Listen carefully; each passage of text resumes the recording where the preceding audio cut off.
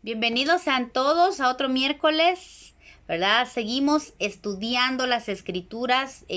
Damos gracias al Señor porque nos permite estar aquí en esta plataforma, y los que están escuchando el video, que lo van a escuchar después también, bienvenidos a un estudio más de la palabra. Esperamos que el Señor pueda traer una palabra fresca, una palabra de aliento con este estudio. Así es que no importa lo que esté haciendo, pero preste atención a la palabra. Vamos a que la palabra de Dios haga lo que tenga que hacer, porque la palabra de Dios eso dice, ¿verdad? Que la palabra que ha salido de la boca de Dios no regresa a él vacía, sino que va a cumplir el propósito por el cual fue enviada por Dios. Amén.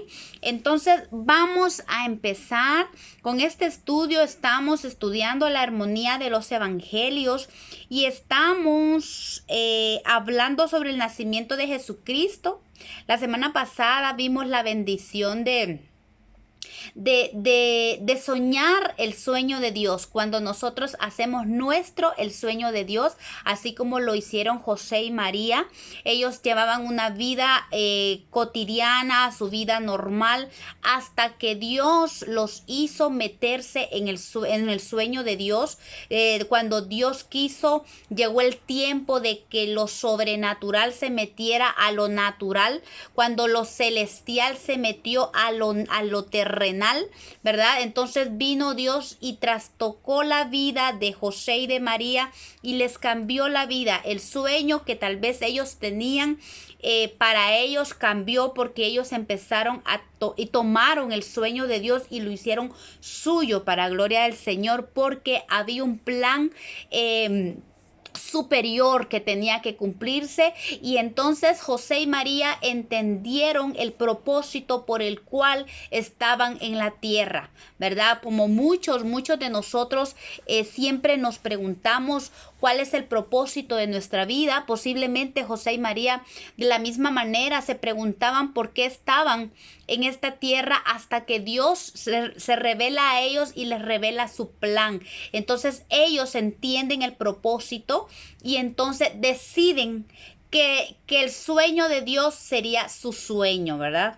Y así como María se engendró de Jesucristo, del sueño de Dios, del sueño del Padre. Se embarazó de la promesa de Dios, Padre, la promesa de la salvación. Hasta que llegó el tiempo del alumbramiento, ellos caminaron en fe desde Galilea hasta Belén, ¿verdad? Y llegó el tiempo de su alumbramiento. Así muchos de nosotros estamos mucho pueblo aún está engendrado, pero llega el tiempo del alumbramiento, cuando nuestros ojos son abiertos a la palabra de Dios y a la realidad y al propósito del que Dios tiene para cada uno de nosotros. Así es que qué lindo es saber que nuestra vida tiene propósito, que cada uno de nosotros estamos aquí con un propósito eterno. No importa la condición, no importa la raza, no importa el color, no importa nuestro aspecto físico, no importa la forma, si somos flaquitos, somos gorditos, altos, bajos, no importa cómo seamos. Usted y yo somos instrumentos en las manos de Dios y somos importantes para el reino de Dios, y cada una de nosotras tiene un propósito que debemos cumplir, al igual que lo hizo José y María. Y qué lindo, hemos estado viendo la importancia de que la luz de Cristo alumbre en la vida, la vida de cada ser humano, en la vida de cada hijo de Dios, que es cuando Cristo viene e impacta nuestra vida con su luz. Y encima de eso, Él necesita o Él está demandando que nosotros reflejemos su luz, que nosotros seamos como un espejo que refleja la luz de Cristo hacia otros. Pues seguimos en la misma historia aquí. Hoy vamos a ver, nos ubicamos en el libro de Lucas, en el Evangelio de Lucas, capítulo 2, verso 8 al 14. Hoy vamos a hablar sobre la bendición de las vigilias y el poder de la proclamación. Dice la palabra de Dios así. Había pastores en la misma región que velaban y guardaban las vigilias de la noche sobre su rebaño, y aquí se les presentó un ángel del Señor, y la gloria del Señor los rodeó de resplandor, y tuvieron gran temor. Pero el ángel les dijo: no temáis, porque aquí os doy nuevas de gran gozo, que será para todo el pueblo, que os ha nacido hoy en la ciudad de David un Salvador, que es Cristo el Señor. Esto os será de señal: hallaréis al niño envuelto en pañales, acostado en un pesebre. Y repentinamente apareció con el ángel una multitud de huestes celestiales que alababan a Dios y decían: gloria a Dios en las alturas, y en la tierra paz y buena voluntad para con los hombres. Amén. Qué linda la palabra del Señor. Vemos entonces pues cómo después del nacimiento de Jesucristo, ¿verdad? Cuando nació allá en aquel establo y fue acostado en el pesebre, dice que simultáneamente habían pastores en esa misma región que estaban velando y guardaban las vigilias de la noche. Esto nos habla de que cuando el ángel apareció a los pastores, fue de noche, ¿verdad? Fue en las vigilias de la noche. En el tiempo que Jesús nació, los pastores apacentaban sus rebaños. Muchos dicen que los pastores apacentaban rebaños entre marzo y diciembre, pero muchos estudiosos de las Escrituras apuntan esta fecha de este tiempo en el tiempo que se celebraba la fiesta de los tabernáculos, que es entre septiembre y octubre. Entonces los estudiosos apuntan que esa es la fecha en esas fechas en que sucedió este acontecimiento del nacimiento de Jesús, que es, la fiesta de los tabernáculos, porque los pastores preparaban las ovejas que iban a ser sacrificadas para las fiestas, y apunta a la fiesta de los tabernáculos porque es cuando Dios quiso venir a ser morada entre los hombres. Según el comentario de la Biblia Plenitud que yo tengo acá, dice que la primera Navidad que se empezó a celebrar, así como lo tiene la tradición, el 25 de diciembre, fue en Roma en el año 324 después de Cristo. La palabra de Dios no estipula fecha, ¿verdad? Fecha de este acontecimiento del nacimiento de Jesús. Pues yo creo que por la razón que ahora todos nosotros sabemos, el Señor en su presciencia, Él sabía todo lo que iba a traer estas fiestas, y que en realidad esta celebración tiene un trasfondo pagano, ¿verdad? Por tal razón creo que las escrituras no establecen una fecha exacta del nacimiento de Jesucristo. Como cristianos debemos de celebrar con nuestra vida a diario el nacimiento, que Jesús nació en nuestra vida, que vive y reina en nuestro corazón, sin esperar fechas puestas por los hombres para tal fin. Nuestra responsabilidad es proclamar este mensaje de buenas noticias a todos los hombres, que el reino de Cristo ya está entre nosotros, que el tiempo de la libertad, de la salvación, de la sanidad y la restauración es ahora. Por eso Isaías 61 dice: levántate, resplandece, porque ha venido tu luz y la gloria de Jehová ha nacido sobre ti. Tenemos que proclamar esta palabra. El tiempo de resplandecer es ahora. No será, es hoy. Hoy, la palabra de Dios siempre habla de un hoy. Hoy, si escuchas hoy mi voz, no endurezcas tu corazón. Este mensaje no es para diciembre. Este mensaje de salvación es para todos los días del año, y nosotros como hijos de Dios tenemos que resplandecer con esta noticia, esta noticia es una buena noticia de salvación para todo aquel que cree. Romanos 10:8 dice: mas ¿qué dice? Cerca de ti está la palabra, en tu boca y en tu corazón. No tienes que esperar una fecha para enternecer tu corazón por Jesucristo. El día es hoy. La palabra está en tu boca, dice, y en tu corazón. La palabra de clamar a Dios. Romanos 10:13 también dice, porque todo aquel que invocar el nombre del Señor será salvo. Entonces todo aquel en cualquier momento que abra su boca e invoque el nombre del Señor Jesús puede ser salvo, puede ser restaurado, puede ser alineado, liberado de cualquier circunstancia, porque el nombre de Jesús es poder. Isaías 56:1 también dice, así dijo Jehová, guardad derecho y haced justicia, porque cercana está mi salvación para venir y mi justicia para manifestarse. Cercana, dice cercana, o sea, está a tu palabra, donde sale, a una palabra que tú puedas expresar, está tu salvación. Y esa es la palabra, las buenas nuevas, las buenas noticias, que tú no necesitas buscar un lugar para ir a buscar salvación, tú no necesitas un tiempo, tú no necesitas una fecha. Allí donde estés, en cualquier lugar, en un rincón, en un hospital, donde quiera que te puedas encontrar, la palabra de salvación allí está, cercana está la salvación. Solamente con que invoques el nombre de Jesucristo podemos ser salvos, ¿verdad? Entonces este es el mensaje más extraordinario que como hijos de Dios, como iglesia de Cristo tenemos que proclamar. Y dice ahí Lucas 2:8 que habían pastores en la región y velaban y guardaban las vigilias de la noche, porque ellos guardaban sus rebaños. Las vigilias es un tema muy lindo, extraordinario. Me encanta este tema porque conlleva una bendición maravillosa, las vigilias. Este tiempo tiene un misterio. El tiempo de las vigilias tiene un misterio donde hay un poder reservado para aquellos que han encontrado la bendición que se encuentra en vigilar.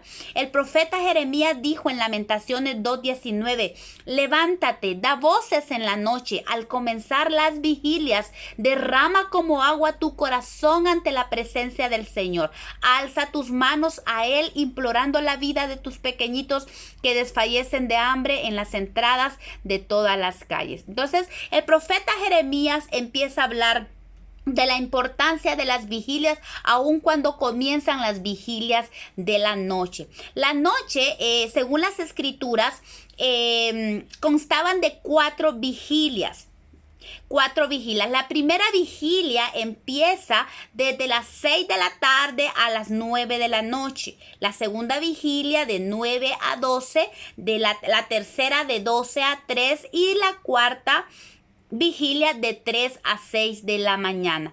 Miren qué interesante, le decía yo a mi mamá hoy, que tenemos que hacer una vigilia completa de 12 horas, porque aquí la palabra de Dios nos establece algo bien importante, que es para cada vigilia, Entonces, como dice en Lamentaciones, que en la primera vigilia, dice, al comenzar las vigilias, hay que derramar como agua nuestro corazón ante la presencia de Dios. La primera vigilia es para derramarnos delante del Señor, para implorar, alzando nuestras manos e implorar la vida, dice, de nuestros pequeñitos. Miren qué interesante, porque el profeta Jeremías habla de que la importancia de que en la vigilia derramemos nuestro corazón y que imploremos por los nuestros. Miren qué interesante. Entonces, las vigilias conllevan un tiempo de derramar nuestro corazón delante de la presencia de Dios para meditar en su palabra. En el Salmo 119, 148 dice el salmista, se anticiparon mis ojos a las vigilias de la noche para meditar en tus mandamientos. Vemos que al iniciar las vigilias es un tiempo para meditar en los mandamientos del Señor. Dice el Salmo 63, 6, cuando me acordé de ti en mi lecho, cuando medité en ti en las vigilias de la noche. Las vigilias es un tiempo maravilloso. Siempre el Señor nos mandaba a que veláramos. Incluso el Señor Jesús dijo, velad y orad para que no entréis en tentación. El espíritu a la verdad está dispuesto, pero la carne es débil. Aunque aquí hay una interpretación espiritual, ¿verdad? Que el velar tiene que ser en todo tiempo, de una manera espiritual. Tenemos que estar velando en todo tiempo, orando y velando. Pero también habla de un velar, porque está hablando aquí de que el espíritu está dispuesto a buscar del Señor, a sacrificarse, pero que la carne es débil. ¿Se acuerdan cuando Jesucristo estuvo antes a la oración, cuando llevó a los discípulos al monte antes de que él fuera entregado a la cruz? Él vino y se fue con sus discípulos en la noche a orar y ellos no aguantaron y ellos, ¿cómo se llama? Precisamente este verso de Mateo 26:41 habla de eso. Se ubica en ese escenario cuando los discípulos no aguantaron velar ni unas horas con Jesucristo. Entonces Jesús les dice, a la verdad, el espíritu está dispuesto, pero la carne es débil. Y eso nos insta a nosotros a que es un tiempo maravilloso que nosotros tenemos que disponer. Yo creo que la vigilia es un tiempo de sacrificio que nosotros le damos al Señor. Y es un tiempo de doblegar la carne, porque la carne es débil. La carne quiere dormir, la carne quiere estar allí dormidita, descansar y todo eso, pero cuando nosotros nos metemos a vigilias con el Señor, son tiempos maravillosos y hemos experimentado la presencia de Dios de una manera maravillosa. Yo creo que uno de estos días vamos a hacer una vigilia completa, desde la primera vigilia, desde las 6 de la tarde a terminar a las 12, hasta las 6 de la mañana, 12 horas, que es el tiempo de las vigilias, porque cada vigilia tiene algo especial. La primera vigilia, como vimos aquí en Lamentaciones, pues es un tiempo para derramar nuestro corazón delante de Dios. Velar es estar despiertos, con los sentidos apercibidos, teniendo el don del discernimiento dado por el Espíritu Santo. En 1 Corintios 12:10 dice que el Espíritu Santo da el don de discernimiento, el cual conlleva un conocimiento de Dios para santificarnos. Nehemías 10:28 habla al respecto, que dice que el discernimiento nos santifica y aparta al pueblo del pecado. Entonces, conociendo a Dios, el discernimiento viene a raíz de conocer a Dios, y eso permite que nosotros nos santifiquemos. Entonces, el velar está relacionado con el discernimiento, con estar apercibido, con estar con los sentidos bien despiertos. Esto es en el ámbito espiritual. Tenemos que tener discernimiento en todo tiempo. Tenemos que estar, como decía el Chapulín, ¿verdad?, con las antenitas bien paradas. Y esto habla de estar continuamente conectados con el Espíritu Santo de Dios. Esto nos permitirá no solo no distraernos, sino que no caer en tentación. Recordemos que cuando Pedro quitó la mirada, los ojos de Jesús, él empezó a hundirse, ¿verdad? Puso la mirada en la tormenta y se empezó a hundir. Eso lo vemos en Mateo 14, del 27 al 31. Y así, precisamente como le pasó a Pedro, así nos pasa a los hijos de Dios. Si nos descuidamos y le damos lugar al enemigo, Efesios 4:17 dice que no le demos lugar al diablo. Él viene y toma derecho sobre nuestra vida y empieza a hundirnos donde quiera que estemos. Por eso es la importancia de estar velando en todo tiempo. Velad y orad para no caer en tentación. Puesto los ojos en Jesús, el autor y el consumador de nuestra fe. No tenemos que quitar nuestra mirada, porque cuando nosotros quitamos la mirada del Señor y de su propósito para nosotros, y empezamos a ver la circunstancia, que la injusticia, que el dolor, que la enfermedad, y nos olvidamos del propósito de Dios, allí es cuando el enemigo, eso es darle lugar al enemigo, y él toma derechos sobre nuestra vida, ¿verdad? Cuando nosotros un poquito que nos desenfoquemos del Señor, es una oportunidad del enemigo para tomar derechos sobre nosotros. Velar o tener discernimiento también viene con la madurez. Permite tener los sentidos bien ejercitados y para alimentarnos de alimento sólido y de vianda. El discernimiento que va siendo adquirido a medida que ejercitamos nuestros sentidos espirituales, eso nos permite ser alimentados por Dios con vianda, no con leche, no con leche, sino que ya nos permite también saborear de tesoro y de vianda, rica del Espíritu para cada uno de nosotros, que es lo que Dios quiere, que nosotros alcancemos madurez. Por eso es la importancia de velar y de adquirir discernimiento en el Espíritu, en el Señor. Mateo 25 del 1 al 13 nos habla de la venida del Señor, porque él viene y habla y dice: velad y orad, porque no sabéis el día ni la hora en que el Hijo del Hombre ha de venir. Pero fíjense que hay dos versos que hablan esto. En Mateo 25 del 1 al 13 Jesús habla al respecto, y en Lucas 12, 35 al 40 también el Señor dice que Él va a venir, que velemos y velemos, dice, porque no sabemos cuándo va a venir el Señor. Y es bien interesante porque en Mateo Él habla que dice que esta cita es la cita de las 10 vírgenes, ¿verdad? Dice que ellas están esperando al esposo y 5 estaban apercibidas, 5 estaban preparadas con aceite en sus lámparas, sus luces encendidas, y cuando vino el esposo ellas estaban listas y se fueron con él a la celebración de las bodas. 5 de ellas fueron insensatas y no se prepararon y se quedaron y no se fueron. Y dice que fue lloro para ellas porque la puerta se cerró y el Señor solo se llevó a 5 de las vírgenes. En Lucas capítulo 12, el Señor hace énfasis también en velar, porque no sabemos cuándo vendrá. Pero es bien interesante porque en este capítulo el Señor ya regresa de las bodas, dando a entender que en Mateo capítulo 25, en la historia de las vírgenes, eso es cuando el Señor venga en el tiempo de lo que hemos llamado la parucía, cuando el Señor venga por su amada, ¿verdad? El tiempo que el Señor venga por su amada, ese no es la segunda venida del Señor. Él solo va a venir a lo que llamamos el arrebatamiento de la iglesia. Cuando el Señor solo arrebata o solo se lleva a las vírgenes preparadas, ¿verdad? Pero en Lucas capítulo 12, del verso 35, miren qué interesante lo que dice eso.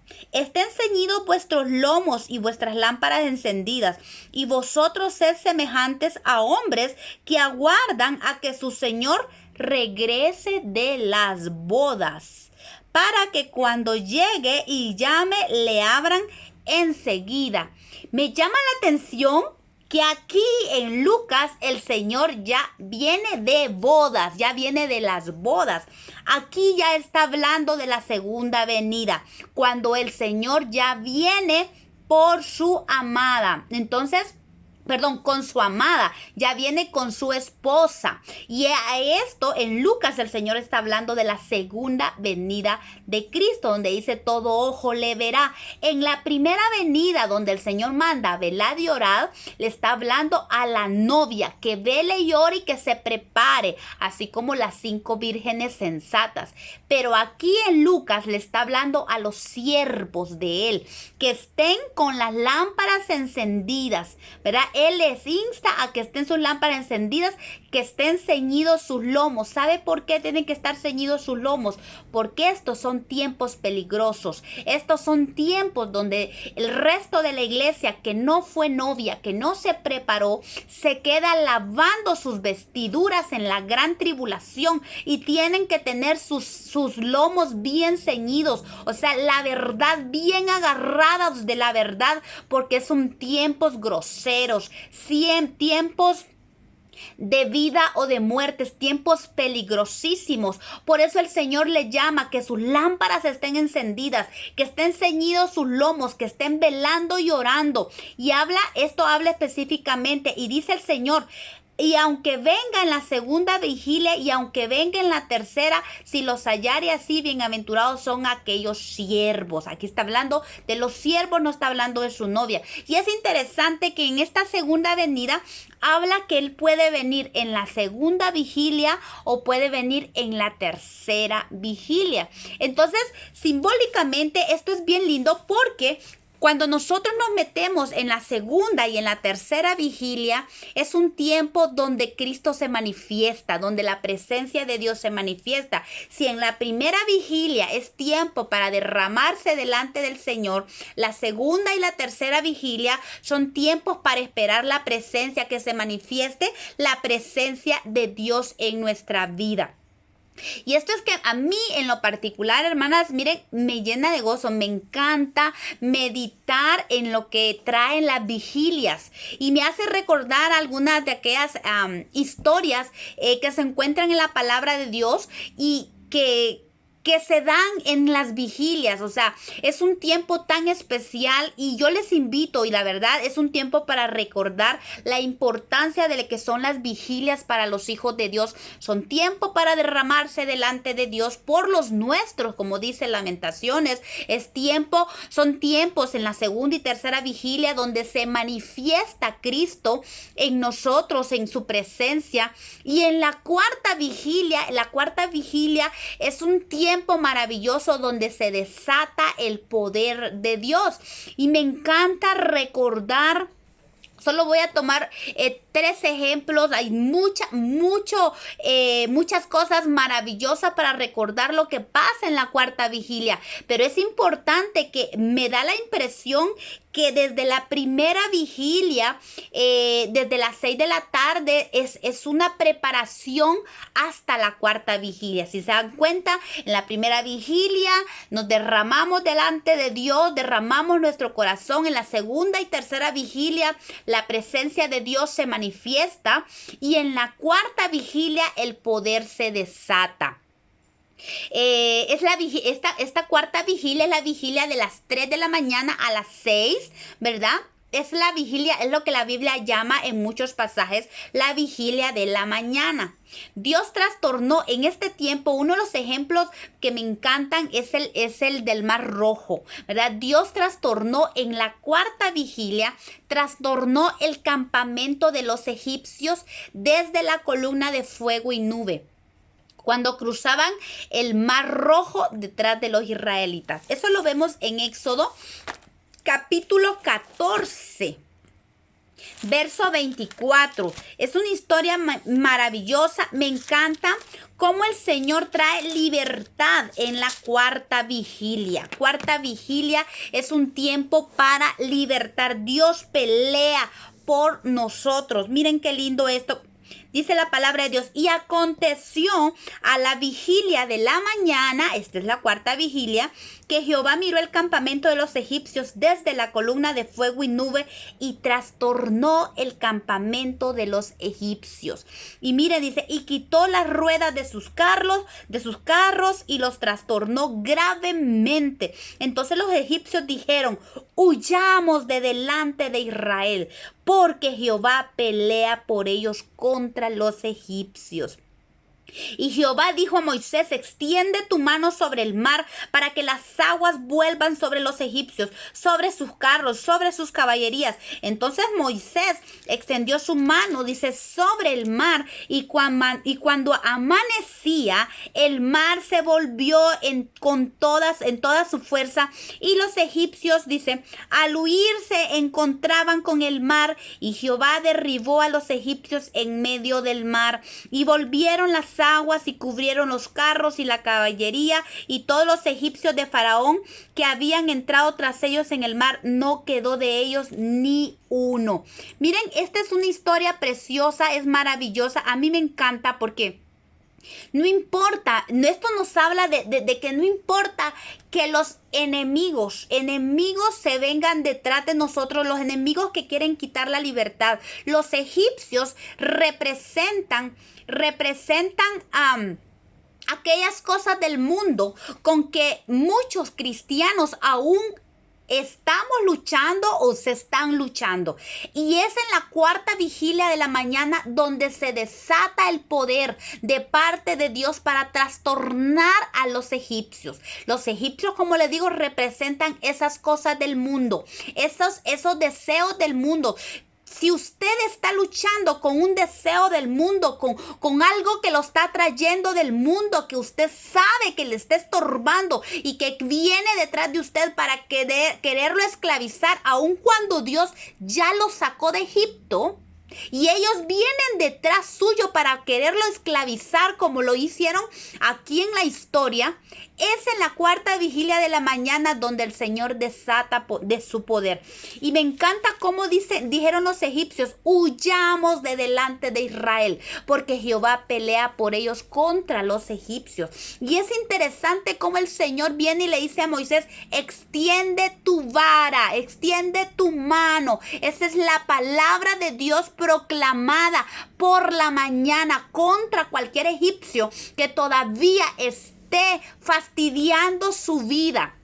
Como hijos de Dios, si aún hay egipcios, hay enemigos egipcios, deseos del mundo, todo aquello que representa el mundo, que aún esté fastidiando su vida y lo tenga aún esclavizado, yo le digo esta mañana: busque al Señor en las vigilias, Es un tiempo súper maravilloso donde podemos disfrutar del poder de Dios. En la cuarta vigilia Dios trastorna a los egipcios, esos deseos del mundo que aún vienen detrás queriendo esclavizar. Dios lo hace que en la cuarta vigilia sean inundados por las aguas, por el poder de la palabra. Proclamar la palabra en la cuarta vigilia de la mañana es un tiempo poderoso. Los egipcios tienen que morir. Si hay áreas del mundo aún allí que quieren arraizarse, que quieren esclavizar, yo le insto hoy: busque al Señor en la cuarta vigilia de la mañana. Y si pudiéramos hacerlo desde la primera vigilia, hagámoslo, porque es un proceso precioso esto de las vigilias de la noche. Y me encanta a mí ver cómo Dios obra a favor de su pueblo, cómo Dios toma venganza por sus hijos y destruye a estos enemigos. Miren, los deseos de la carne son destruidos en la cuarta vigilia. Perdón, los deseos del mundo, esos que todavía esclavizan, alcoholismo, drogadicción, ¿verdad? Todos esos que se dan en el mundo, los deseos del mundo, ¿verdad? De gloria por dinero, amor al dinero, todos son esos deseos del mundo. En la cuarta vigilia también encontramos otra historia que me encanta a mí, que se da en la cuarta vigilia, y me gusta repasar esta palabra porque a veces se nos olvida la importancia de la cuarta vigilia y a veces solo nos levantamos a orar en la madrugada y a veces solo damos gracias al Señor y se nos olvida que podemos. En la cuarta vigilia es un tiempo para obtener poder de Dios. Dios desata su poder sobre nosotros para que nosotros peleemos y venzamos a esos enemigos que siempre han estado allí, y nosotros a veces se nos olvida la forma en que nosotros tenemos que pelear y el poder que tenemos en Dios para hacerlo. Y como les digo, la cuarta vigilia es un tiempo maravilloso. El primer libro de Samuel, capítulo 11, del 1 al 11, esta historia nos cuenta de la gran victoria que tuvo Saúl e Israel contra los amonitas. Ellos querían hacer esclavos a los israelitas, hacerlos sus sirvientes, y encima de eso querían quitarles el ojo derecho. Pero fue interesante ver que los mismos israelitas se querían someter a los amonitas, querían ser sus sirvientes con tal que no los mataran. Es terrible ver muchas veces cómo hijos de Dios no entendemos el poder que Dios nos ha dado para ser libres de estos enemigos, que mucho hijo de Dios prefiere someterse a estos enemigos amonitas. Recordemos los enemigos amonitas, ellos vienen a robarnos nuestra herencia, ellos quieren tomar a nuestros hijos, ellos quieren esclavizar, ellos quieren quitarnos la facultad para pelear, ellos nos quitan la facultad de la visión. Mucho pueblo prefiere estar ahí como quien dice, agachaditos, sin visión, sin facultad de pelear, y ahí se quedan sometidos a los amonitas. Y el Señor no quiere que nosotros vivamos así. Él quiere que vivamos una vida en abundancia, vida en victoria. Él no quiere que estemos sometidos a ningún enemigo. Todo lo contrario, Él quiere que conquistemos nuestro territorio, no que lo cedamos al enemigo. Y eso pasó en esta historia. El pueblo de Israel quería someterse a estos amonitas, pero estos amonitas son tan malvados, estos demonios son tan terribles que no solamente querían someter al pueblo de Israel, sino también querían sacarle su ojo derecho. Y eso de quitarle el ojo derecho, como les digo, es que les quitaba la facultad. Todo ciego no podía ser un guerrero. Entonces alguien que te está ciego de un ojo no podía ser guerrero sin visión. Alguien sin visión no puede pelear. Y eso hacen los espíritus amonitas. Vienen a quitarnos la visión como hijos de Dios. Vienen a quitarnos hasta la facultad para pelear por lo que es nuestro, por nuestro territorio, por nuestra familia, por nuestra herencia. Eso hacen los enemigos amonitas.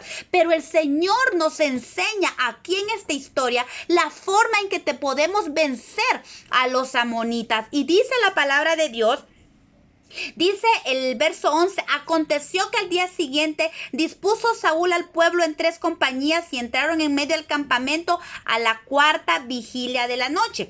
Pero hay algo bien interesante aquí, se los voy a leer, que dice la palabra de Dios que cuando Saúl se da cuenta lo que estos enemigos querían hacer con los del pueblo de Galaad, dice la palabra de Dios, que dice el verso 6, al oír Saúl estas palabras, el Espíritu de Dios vino sobre él con poder. ¿Y sabe a qué hora fue eso? A la 4ª vigilia de la mañana. El Espíritu de Dios viene y se derrama con poder. Yo no sé si usted está peleando con un enemigo amonita. Muchos creo que hemos estado peleando con enemigos amonitas. Y los enemigos amonitas vienen a querernos robar a nuestros hijos, nuestra herencia, quieren destruir a nuestra familia. Quieren quitarnos la visión de quienes somos, quieren arrebatarnos la facultad de pelear por lo que es nuestro. Y dice la palabra de Dios que en ese momento Saúl, cuando escucha estas palabras, el Espíritu de Dios vino sobre él. Y el Espíritu de Dios vino sobre Saúl para levantarse con enojo, como quien dijo, ¿y estos quiénes se creen para venir a querer no solo a esclavizar, a poner de sirvientes al pueblo, sino a quitarles todo derecho? No, dijo Saúl, el Espíritu Santo vino sobre él. Vino con poder. Miren qué hermoso, porque muchas veces se recibe el Espíritu Santo y hay mucho pueblo que tiene el Espíritu Santo, pero no está ejerciendo poder. Jesús dijo, y recibiréis poder cuando venga sobre vosotros el Espíritu Santo. Hay poder en el Espíritu Santo para pelear contra los amonitas y para vencer contra ellos. Y no solamente dice, cayó temor de Jehová sobre el pueblo y salieron como un solo hombre. Miren, y aquí también dice la palabra que le dieron estrategias. Dios, el Espíritu Santo, le dio estrategias al pueblo para engañar a los amonitas. Los amonitas pensaron de que en realidad el pueblo de Israel se iba a rendir ante ellos, cuando lo contrario fue que en la madrugada, en la vigilia, dice, en la 4ª vigilia de la noche, en la mañana, ¿sí? A ver, el 11, aconteció, dice, a la vigilia de la mañana, estamos hablando de la 4ª vigilia, dice que destruyeron e hirieron a los amonitas hasta que el día calentó. Miren qué lindo. Y dice, y fueron dispersos todos los amonitas de tal manera que no quedaron dos de ellos juntos. Ninguno quedaron dispersados los amonitas. Tuvieron que salir huyendo. Por eso la palabra de Dios dice, sometíos pues a Dios, resistid al diablo y él huirá de vosotros. Nosotros no tenemos que huir. Somos nosotros los que tenemos que resistir al enemigo. No podemos darle cabida al enemigo para que él venga a robarnos. Miren qué lindo lo que se puede, el poder que se desata, el Espíritu de Dios sobre nuestra vida a la cuarta vigilia de la mañana.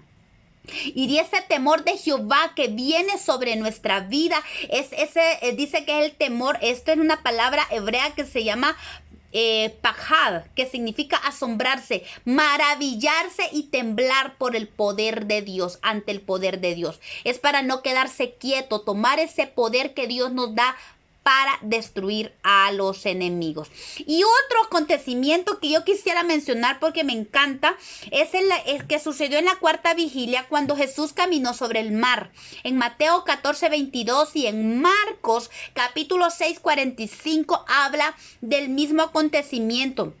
Jesús había mandado a sus discípulos que entraran en la barca y él se quedó orando. Él los mandó que se subieran a la barca y que remaran mar adentro. Y eso me llama bastante la atención porque muchas veces nosotros pensamos que si Dios nos manda algo, todo nos va a salir bien. A veces creemos que si todo nos sale bien es porque Dios nos había mandado. Y si no nos sale bien es que Dios no me había mandado. Y aquí esta palabra nos da una enseñanza. Jesús les da la orden a ellos y les dice, suban a la barca y vayan mar adentro. Y resulta que se desató una gran tormenta. Jesús lo había mandado. ¿Y por qué se desató la gran tormenta? Es algo interesante que nosotros tenemos que entender. No siempre vamos a tomar que si las cosas nos van bien es porque Dios nos había mandado. Y si las cosas nos van mal es porque Dios nos había mandado. Recordemos, Jesús los había mandado aquí, pero ¿qué pasó? Una gran tormenta los sorprendió a ellos. Pero dice que Jesús llegó a ellos caminando sobre las aguas. El Señor se manifiesta en medio de la tormenta. Sobre las aguas, los encontró luchando con las olas. Dicen que las olas los azotaban el barco y el viento era contrario. Además, Pedro fue capaz de caminar sobre las aguas. Y estos versos hablan que más a la cuarta vigilia de la noche, Jesús vino a ellos andando sobre el mar. A la cuarta vigilia, Jesús se manifiesta con poder, caminando sobre el mar.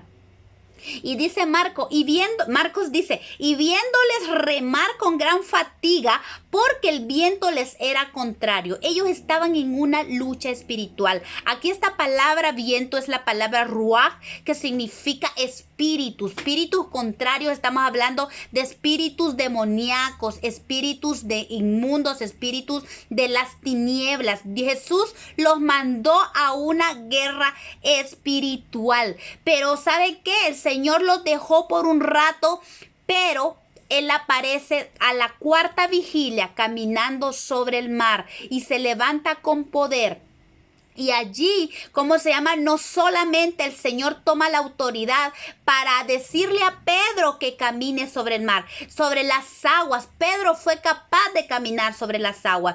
Déjeme decirle que si en la cuarta vigilia usted se mete a luchar contra las fuerzas del enemigo, si hay espíritus inmundos, están metiéndose con los suyos, usted está teniendo problemas con espíritus inmundos, que por lo general es una guerra que nosotros tenemos. Tenemos que reconocer que en la cuarta vigilia hay poder. La presencia de Dios se manifiesta con poder para librarnos de los vientos contrarios, de los espíritus inmundos y de los poderes satánicos que se levantan en la cuarta vigilia. Ellos se levantan, pero en la cuarta vigilia hay poder de Dios no solo para vencerlos, sino también en la cuarta vigilia podemos ser capaces de caminar sobre el mar. No importa la situación que esté pasando, no importa el diablo que se levante, no importa los espíritus inmundos que se levanten, si su mirada, si nuestra mirada está puesta en Jesucristo, somos capaces de caminar sobre el mar, así como lo hizo Pedro. Muchos enfatizan el hecho de que pero Pedro caminó y se hundió. Pero ¿sabe qué? Pedro se abalanzó a caminar sobre las aguas. Los demás discípulos no. Tal vez no se dice de los demás discípulos que se hundieron en el mar, pero tampoco se dice que ellos fueron capaces, no se aventuraron, no se arriesgaron a caminar sobre el mar. La palabra de Dios dice que el reino de los cielos sufre violencia y son los violentos los que lo arrebatan. Aquellos que son capaces de decir: yo arrebato lo que me pertenece. Yo no me voy a quedar en la barca esperando que Jesús llegue. Yo me salgo de la barca, y si tú eres, como le dijo Pedro, si tú eres el que viene caminando, déjame ir sobre las aguas a ti, caminar sobre las aguas. Pedro fue capaz de caminar sobre las aguas. Muchas veces nos enfocamos: ay, Pedro dejó de ver a Jesús y se hundió. Cierto. Pero ¿sabe qué? Pedro se arriesgó a caminar sobre las aguas. Y yo creo que cada uno de nosotros como cristianos tenemos que entender que hay poder en Jesús, hay poder en su sangre, hay poder en su Espíritu Santo. Se ha desatado un poder sobre nosotros por medio del Espíritu Santo. Ese poder nos hace capaces de caminar sobre las aguas, y aunque nos hundamos, ¿sabe qué? La mano de Jesús ahí está para rescatarnos. Así es que yo le digo hoy, no importa la situación, trate de caminar sobre las aguas. ¿Por qué? Porque Jesús está allí. Y si trata de hundirse, ahí va a estar la mano de Jesús. Y sabe que yo escuchaba a un hermano que decía la vez pasada que yo creo, dice que cuando Jesús le tomó la mano a Pedro, y ya de la mano de Jesús, Pedro fue capaz no solo de volver al barco, sino de dar un par de vueltas alrededor de la barca. Cuando ya Jesús vino y calmó la tormenta, dice la palabra que cuando volvieron a la barca, la tormenta cesó y los vientos se fueron. Entonces, qué lindo es esto de las vigilias. Me encanta esto de las vigilias, y estamos viendo la manera de practicar estos tiempos de vigilias que son poderosos. Y qué importante es que nosotros sepamos el poder que se desata en la cuarta vigilia de la noche. Yo sé que es un tema que lo hemos visto varias veces, pero me encanta recordar, porque esto nos trae a memoria el por qué debemos levantarnos a orar, por qué tenemos que vigilar, por qué el Señor nos manda a velar y orar en todo tiempo. Así es que yo les insto a que busquemos el practicar las vigilias, en buscar a Dios en las vigilias. Amén, porque Él nos ha dado autoridad, y en las vigilias es un tiempo donde se desata la autoridad. Jesús en Mateo 28, 18 dice: toda potestad me ha sido dada en el cielo y en la tierra. Y luego en Marcos 6, 7 y en Lucas 9, 1, el Señor habla que dice que le ha dado autoridad, que nos ha dado autoridad a nosotros también sobre espíritus inmundos, sobre demonios y sobre toda enfermedad. Entonces, las vigilias de la mañana, las vigilias de la noche son tiempos para que el poder de Dios se desate sobre nuestra vida y que nosotros podamos vencer al enemigo. Amén. Y seguimos en Lucas, volvemos otra vez a Lucas capítulo 2, verso 9, dice: y aquí se les presentó un ángel del Señor, y la gloria del Señor los rodeó de resplandor, y tuvieron gran temor. Miren, la presencia de Dios trae esa gloria poderosa en la cuarta vigilia. Esa gloria nos envuelve, y es que esa gloria es parte de la bendición maravillosa de Dios que trae nuestros encuentros con el Señor en las vigilias.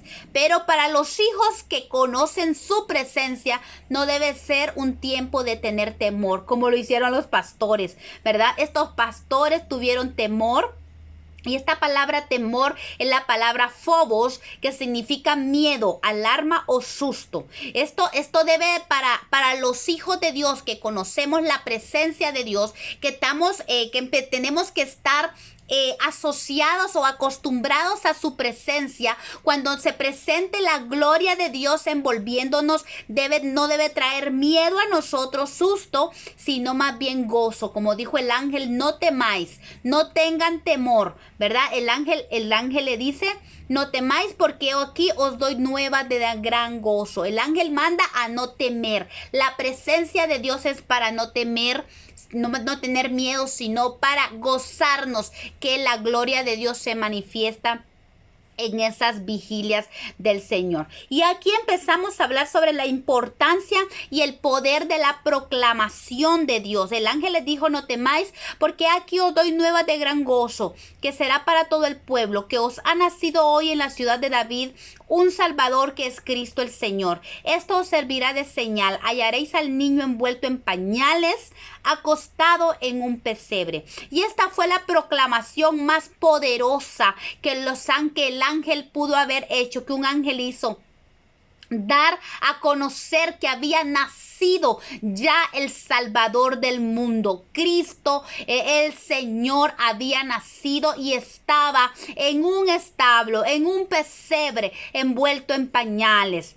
El ángel del Señor proclamó las nuevas de gran gozo que serían para todo el pueblo. Y es que el verdadero significado del evangelio es esto: nuevas de gozo o buenas noticias. Y al igual que el ángel, nosotros como la iglesia de Cristo debemos aprender a proclamar el mensaje de Dios, la palabra que ha salido de la boca de Dios, que en sí misma, como decía al principio, la palabra en sí misma tiene poder. Isaías 55, verso 10 al 11 dice así: como desciende de los cielos la lluvia y la nieve, y no vuelve allá, sino que riega la tierra y hace germinar y producir, y da semilla al que siembra y pan al que come, así será mi palabra que sale de mi boca. No volverá a mí vacía, sino que hará todo lo que yo quiero y será prosperada en aquello para que la envié. La proclamación o confesión es decir lo mismo que Dios ha dicho en su palabra. Es hacer nuestras sus palabras, es hacer que nuestras palabras concuerden con las palabras de Dios. Eso nos da autoridad y nos da poder. Proclamar es confesar de manera agresiva, con autoridad. Es usar el poder de la palabra para luchar adecuadamente. Es liberar el poder de la palabra de Dios hacia una circunstancia. Hebreo dice que Jesús nos da autoridad, le da autoridad a la confesión que nosotros hacemos o a la proclamación de la palabra, porque Él es nuestro sumo sacerdote. Hebreos 4:14 dice: por tanto, teniendo un gran sumo sacerdote que traspasó los cielos, Jesús el Hijo de Dios, retengamos nuestra profesión. Esa palabra profesión es la palabra homologeo, que significa declarar, confesar, profesar. Nunca se nos olvide que Dios da autoridad y respaldo a aquellos que respetan y tiemblan ante su palabra. La palabra de Dios proclamada trae poder para liberar cualquier circunstancia o pelear cualquier circunstancia que nosotros estemos pasando. Pero es importante que nosotros entendamos que Dios respalda su palabra a aquellos que tienen temor de ella. La palabra de Dios dice en Isaías 62:2, dice: yo hice todo lo que existe y todo me pertenece. Dios continuó diciendo: yo miro con bondad a los pobres y afligidos que respetan mi palabra. Otras versiones dice que tiemblan a mi palabra o que se estremecen a mi palabra. Entonces Dios respalda su palabra en aquellos que temen o tiemblan o respetan la palabra. Yo creo que muchas veces, por eso es que como hijos de Dios pasa de que nosotros proclamamos palabra, pero tal vez El Señor no nos respalda con autoridad. ¿Por qué? Porque no hay respeto por la palabra. Cuando la palabra de Dios se toma a la ligera, yo creo que el temor a la palabra de Dios debe regresar a la iglesia de Cristo.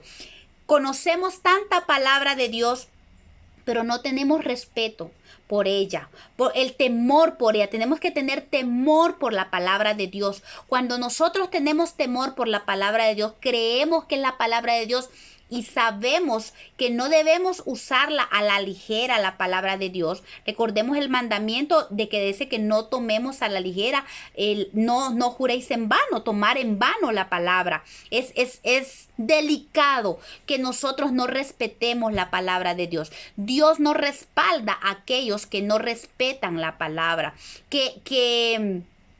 ¿cómo se llama? Que la hablan, pero no la viven. Recordemos que en Romanos creo que dice, cuando dice, tú que predicas, no te predicas a ti mismo. Muchas veces predicamos la palabra, pero no la estamos viviendo. Eso significa que nosotros no estamos respetando la palabra. Tenemos que entender que si salió de la boca de Dios, esa palabra trae espíritu.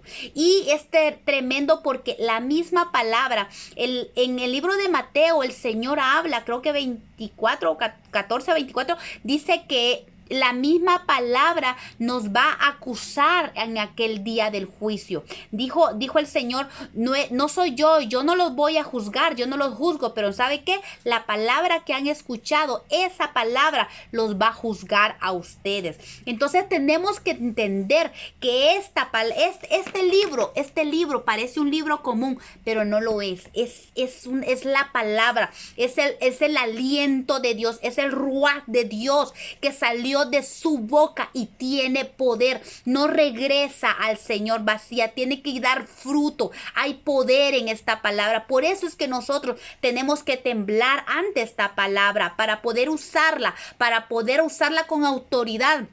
Tenemos que aprender. Muchas veces proclamamos la palabra, pero no la respetamos. ¿Cuánta gente, por ejemplo, dice, ay, la sangre de Cristo, por ejemplo, pero toman eso como un amuleto, como que si fuera nada? ¿Pero por qué? Porque en sus vidas no están respetando la palabra. Y hay que tener mucho cuidado. Esta palabra es poderosa. Y un ejemplo bien interesante lo encontramos en Éxodo capítulo 4, del 3 al 4, donde el Señor muestra la historia cuando el Señor se le aparece a Moisés y le dice a Moisés que tire la vara.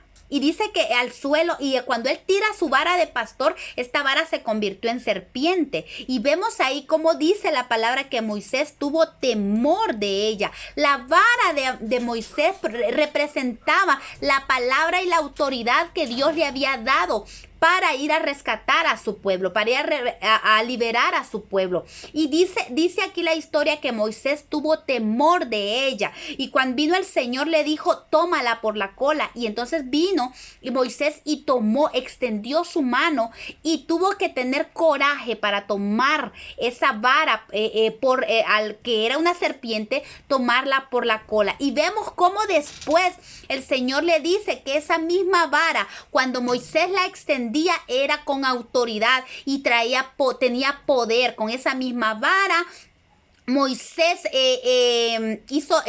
trajo las plagas a Egipto, Dios la usó, esa fue el instrumento, la vara era la autoridad, por la palabra de Moisés, al extender su vara, Moisés hacía la obra de Dios y era respaldada con la autoridad de Dios. Con la vara Moisés abrió el mar rojo, pero ¿qué pasó? Moisés primero tembló, tuvo temor, fue su actitud, la actitud de Moisés fue una actitud de temor ante Dios, ante la palabra de Dios, y tuvo coraje para tomarla de la mano, porque con la mano tomamos la espada para poder ejercitarla. Tenemos que tener coraje para proclamar la palabra, para usar la palabra de Dios, y cuando la extendemos la mano con la palabra de Dios, esa lleva autoridad. Eso, extender la mano, habla de proclamar la palabra de Dios para hacer obras maravillosas. Y no tenemos que olvidar que la misma palabra es el aliento de Dios, es el mismo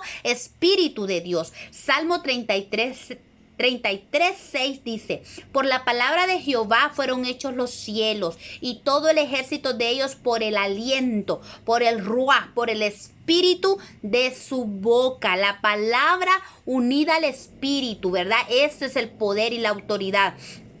Entonces, después de temblar, hay que tomar la vara y extenderla. Esa autoridad por medio de la proclamación en fe por el Espíritu Santo, así como lo hizo Moisés. Y sigue diciendo ahí en Lucas 2:13-14, y repentinamente dice, apareció con el ángel una multitud de las huestes celestiales que alababan a Dios y decían: gloria a Dios en las alturas, y en la tierra paz, buena voluntad para con los hombres. Proclamar es la actividad de un heraldo, del heraldo que estaba a cargo de un rey. Este heraldo decía lo que el rey quería comunicar. En otras palabras, el heraldo era como el vocero del rey. Nosotros somos los voceros de Dios. Nosotros somos mandados a predicar con la voz de un heraldo, a proclamar. A eso hemos sido llamados. Romanos 10:15 dice: ¿y cómo predicarán si no fueron enviados? Como está escrito: cuán hermosos son los pies de los que anuncian la paz, de los que anuncian las buenas nuevas. Cuánto regocijo debe de verdad haber en nosotros, así como aparecieron las huestes celestiales con alabanza, con gozo, con adoración a Dios, exaltando el nombre de Dios, dando gloria a Dios en las alturas. Nosotros también, como hijos de Dios, al momento de proclamar la palabra, tenemos que hacerlo con gozo, con poder, porque estamos dando las buenas nuevas de salvación. Y tenemos que entender el poder que conlleva la proclamación de la palabra, porque estamos declarando que el reino de las tinieblas terminó, que el reino de las tinieblas, el poder de las tinieblas ha llegado a su fin, y que la luz de Cristo ya resplandece. Mira, el Salmo 149 del 5 al 9 es un texto precioso, porque habla de la proclamación, habla del poder del temer la palabra. Mire cómo dice: regocíjense los santos. ¿Quiénes son los santos? Los que temen y respetan la palabra. Dice: regocíjense los santos por su gloria y canten aún en sus camas. Eso es lo que el Señor nos manda. Gozarnos porque el reino de los cielos ya está entre nosotros. Porque la luz de Cristo ya nació en nuestra vida y tiene que resplandecer en el mundo. Así que tenemos que cantar y dar gloria a su nombre aún en nuestras camas. Y dice: y exalten a Dios con sus gargantas. La forma en que nosotros proclamamos la palabra de Dios, la forma en que la palabra de Dios cobra vida cobra poder es a través de nuestras gargantas. Exalten a Dios con sus gargantas, dice, y espadas de 2 filos en sus manos. La forma de ejecutar el poder de Dios es en nuestras manos, porque en nuestras manos está la espada de 2 filos, que es la palabra de Dios.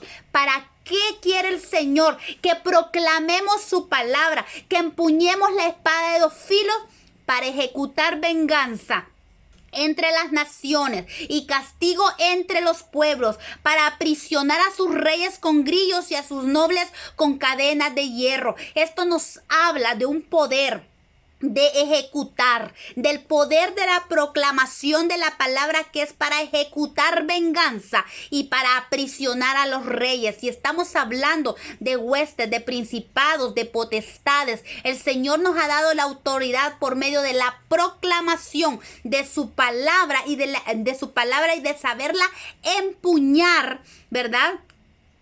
Para aprisionar a los reyes, dice. ¿Y para qué? Para ejecutar en ellos el juicio decretado. Hay un juicio decretado que Jesús hizo en la cruz del Calvario. El juicio está decretado. Nuestro papel como hijos de Dios es tomar ese decreto y ejecutarlo. ¿Cómo lo ejecutamos?